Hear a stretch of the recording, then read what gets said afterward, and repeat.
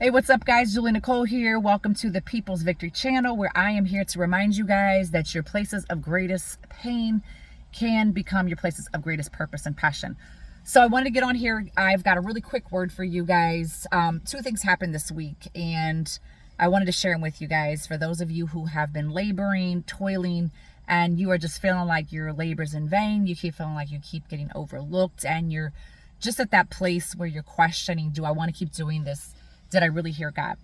So the first thing that happened, I was in my office and the door pops open, right? So I get up, I shut it, it does it again. And I'm thinking, okay, it's the wind, it's pushing it, it's knocking the door open. This happens probably about 3 or 4 times. And so finally I'm like, okay, this seems a little bit odd. I don't think the wind is blowing this hard, right? So I shut the door to make sure that it's completely latched. I'm like, okay, there's no way the wind is going to push this open. It's completely latched. I go sit down and boom, the door pops back open, right? So it's got my attention now, and I'm, thinking to myself, like, why is there some kind of demonic activity going on here? Like, why does this door keep opening up, right? So I just kind of prayed, asked God, if there was something going on, reveal it to me. Anyway, I get back to work, go on about my day. I kind of forgot all about that until later that night. I was back in my office and I was working, and my daughter was gone at a friend's house. My youngest son was upstairs, and my middle son had went to his piano lesson. So it was about time for him to be getting home. And so I was in there working when I heard the front door. I heard it open and then I heard it shut. So I yell out of my office and I'm like, hey, how was your piano lessons? And he doesn't respond. So I'm like, I know he had to hear me. Why is he not answering me? So I go out of the office and I yell again up the stairs. He still doesn't answer. So I walk up the stairs and I'm thinking, like, why is he not answering me? So I walk into my boy's room and my youngest son was in there, and I'm like, hey, where's Joseph at? And he's like, I don't know. I don't think he's home. I said, well, yeah, because I just heard the door open. And he goes, no, I don't think he's home. I said, well, did you just go out the door? I said, because I heard it open, I heard it shut. And he's like, no. So now I'm kind of worried because I'm thinking somebody has walked in our house.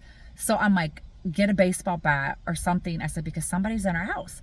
So me and him go downstairs and we're looking behind, under couches, under beds, in closets. We searched the whole house, upstairs, downstairs. Nobody is in the house.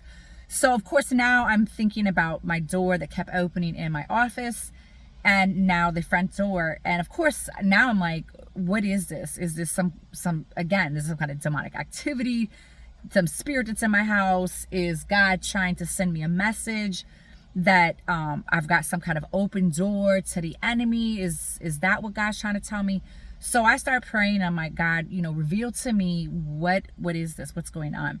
And this is what I felt like God told me. He said, I am about to open doors that no man can shut. And when I open these doors, they're going to keep opening and opening and opening, just like that door in my office. It kept opening and opening. And I feel like because I didn't quite get it then, God had to make an exclamation point on that and have me literally hear the front door open and close to say, hey, this is something I need you to pay attention to. I'm about to open doors. Don't get tired. Don't get weary. Don't get lazy. Don't get distracted, right? So the other thing that happened last night, I was on the phone with a friend and I told him, I said, our gift will make room for us. And he kind of chuckled. He kind of laughed. And he said, well, yeah, I hope so. And he goes, I hope God will do it before I turn the age of Abraham. And I know his dream. I know he's toiled, he's labored for it.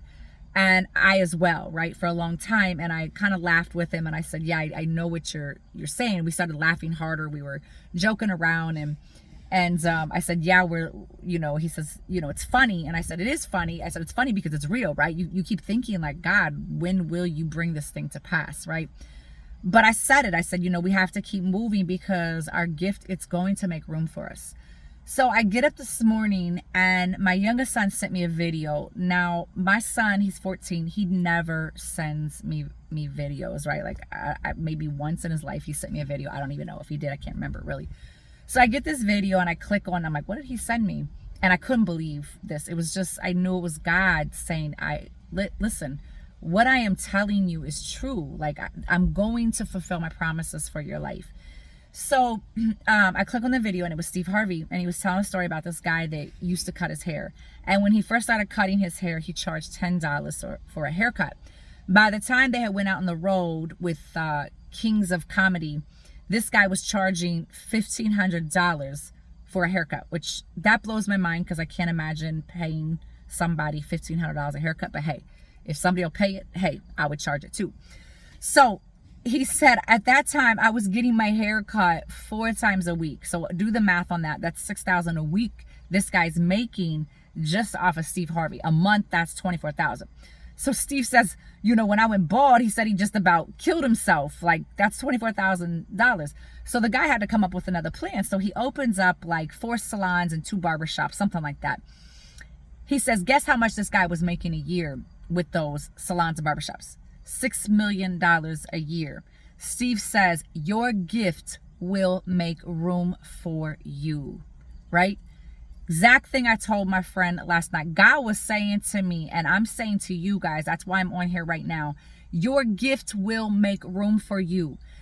I know it's been a long journey. Some of you have been doing this for years. People have no idea the hours and the time that you have put into this, the journey that you have traveled, where you have been alone, where people have overlooked you, people have not fallen through. They've told you they're going to help you, they're going to do things, they didn't come through. People have not returned phone calls, people have stood you up, people have betrayed you, backstabbed you on this journey. And sometimes you get tired and you get weary, and the enemy whispers in your ear, it's never going to happen. God has forgotten you, God has abandoned you. Listen, my friends, God has not forgotten you. He has not abandoned you. Last thing I want to say to you is this, guys. A few years ago, I had a vision of these dominoes. It was this big, long setup of dominoes. If you've ever seen these like competitions they have where they set them up in these intricate designs and they push the domino and all of them go. Like, it just goes on for, I don't even know how long time. So God showed me that vision and he said, get your ducks in a row. He said, because when I open the doors, they're going to open like dominoes. I called a friend and I told him this. I said, man, I just feel like God told me to tell you this, to get ready, prepare. Don't quit. Don't get tired. Prepare, right? Later that day, I got on this site. I talk about it quite often. It's called Elijah List. And I usually get on there in the mornings, but this morning I didn't. So after I had called my friend and shared this word, I get on Elijah List, and there was a word by Cindy Jacobs is her name, and she's very well-known international prophet. And that was the exact word she had given, was that God was opening doors like dominoes. To further confirm that word, at that time I was doing prison ministry. One of the guys in my class, I had shared this with them, and he was, you know, he's a quite prophetic person. And he starts laughing and he says, man, he goes, I am going to listen to God. I'm going to stop questioning God. He said, this week we had pizza. We had a pizza party and they had brought in Domino's pizza. And he said, I felt like God told me to send you a Domino's napkin. He said, but I didn't do it because I thought you would think I was crazy. He said, then later that week, I let a guy borrow my little chessboard and the guy broke it. And so he had called his mother and said, hey, I broke my Sully's chessboard. He said, can you get him another chessboard? Well, they were all out of chessboards. So what did she get him? A domino board, right? Listen, guys, I know you're tired. I know it's been a long time. I know there's all kinds of doubt that wants to whisper in your ear. The enemy wants to get you back in these cycles, right? No, you're not going back in these cycles anymore. You're not there anymore, okay? Whatever he's trying to tell you that you're still there, no, you're not. That's a lie. When God has closed the door on certain people in your life and they try to come back, don't open that door back up. Listen to me. Don't open the door back up, because the enemy is going to send some people back into you guys' life, right? That God has taken them out of your life, right? The enemy is going to send these people back into your life. Why? Because he wants to distract you. He wants to detour you. You're almost there. I promise you this. This is for somebody watching this. There's going to be some people that are going to show back up in your life that God has removed. I ain't saying you have to be hateful to them. I ain't saying you got to be nasty. Hi and bye. That's about all you need to say to them, right? Some of the people, you may not even, if you see them, don't answer the phone, don't respond to the text, some of these people, right? Because it's just the enemy trying to crack a door to get back in there, get you entangled, and get you in some toxic mess that you don't need to be in. So anyway, whoever that was for, take that word. But last thing here, guys, Keep preparing. I know it may seem like your labor's in vain. Trust me, it's not in vain, right? God is going to open doors. And when he opens these doors, trust me when I say this, one after the other, after the other, after the other is going to open everywhere that you have prepared, right? But the places you have not prepared, just like God told me, like a domino, right? Where it stops. If the next domino is not set up, it's going to stop. It's going to stop. So even if you feel like, man, why am I doing all this? Nobody's paying attention. Nobody's helping. I can't even see how this is going to happen. Listen, when Joseph was in prison, do you think he could see how it was going to happen? No. When you think about a world leader, because he was a world leader at the time, the path of a world leader is not to be sitting in some dungeon, in some prison where you've been forgotten about by everybody, right? And it looks like you're going to die there. Didn't look like God was doing anything. But he was faithful and he kept doing what he could with the little bit that God had given him. Maybe you feel like you don't have much. Whatever God has given you, multiply it. Makes me think of the story about the talents in the Bible where the man gave the one guy 1 and 1 5 and 1 10, right? And he came back, the guy with 5 and 10, they both multiplied theirs. The guy with 1 went and hid it because he said, hey, I knew you were an evil king and you reap where you haven't sown. He said, so I hid it. And the king basically says, well, if you knew I was somebody who tried to reap where I haven't sown, why wouldn't you not multiply this? So he's like, take this guy, lock him up, right? Basically what that parable is about, it's God saying, whatever I have given you, I'm holding you accountable.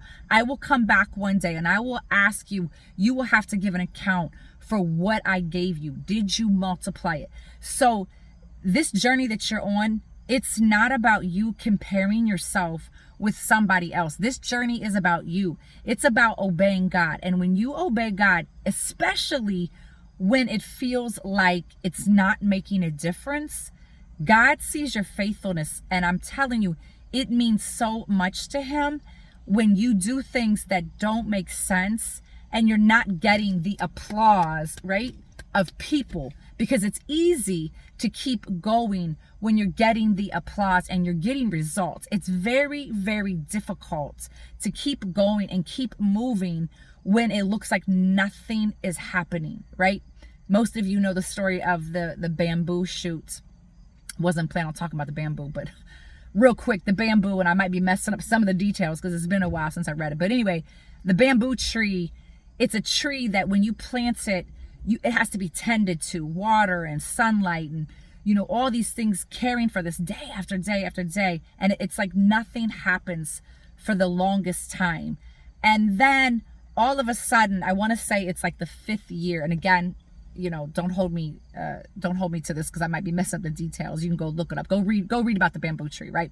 But anyway, I want to say it's like the 5th year or something like that. This tree grows like, I forget, like 5 feet or something like that within a matter of weeks. And the first 4 years, like nothing happens, right? That's how it's going to be for some of you guys. People are going to go, how did you get from here to there, right? They're going to think it's overnight, but it's not going to be overnight. This is something day after day, week after week, weekends while people are out hanging out, partying, whatever. You've been laboring. You've been investing in this gift. So guys, do not quit. Do not get distracted. Do not get discouraged. I am telling you this. God is about to open those doors. And when he opens those doors, no man, no demon in hell can shut those doors. And they're going to keep opening and opening and opening. And like dominoes, them doors are going to keep falling open, guys. So be blessed, be encouraged. Until the next time, keep on your grinds, man. God's got you.